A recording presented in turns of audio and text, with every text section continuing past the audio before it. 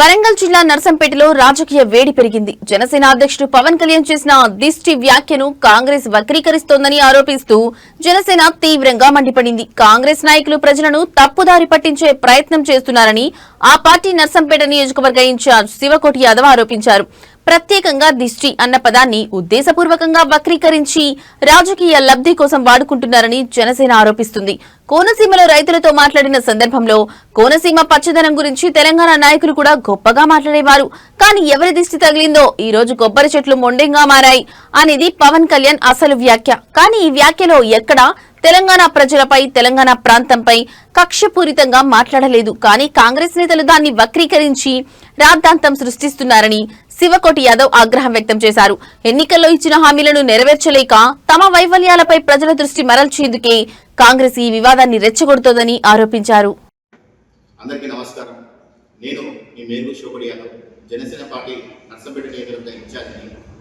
ఇటీవల జనసేన పార్టీ అధ్యక్షులు, ఆంధ్రప్రదేశ్ ఉప ముఖ్యమంత్రి వర్యులు గౌరవ శ్రీ పవన్ కళ్యాణ్ గారు ఏదైతే కోనసీమ ప్రాంతంలో రైతులను ఉద్దేశించి ప్రసంగించినటువంటి సమయంలో తన నోటి నుంచి జాలువారినటువంటి దిష్టి అనే పదాన్ని ఈరోజు తెలంగాణ కాంగ్రెస్ పార్టీ నాయకులు వక్రీకరిస్తూ తీవ్ర విమర్శలతో అధినేత శ్రీ పవన్ కళ్యాణ్ గారిపై మూకుమ్మడి దాడి చేయడాన్ని మేము యొక్క జనసేన పార్టీ తరఫున తీవ్రంగా ఖండిస్తున్నాం.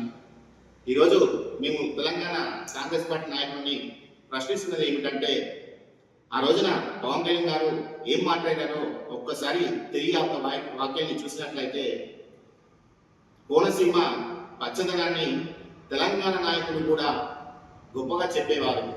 కానీ ఎవరి దిష్టి తగిలిందో ఈరోజు కొబ్బరి చెట్లు మొండగా మారాయన్నారు.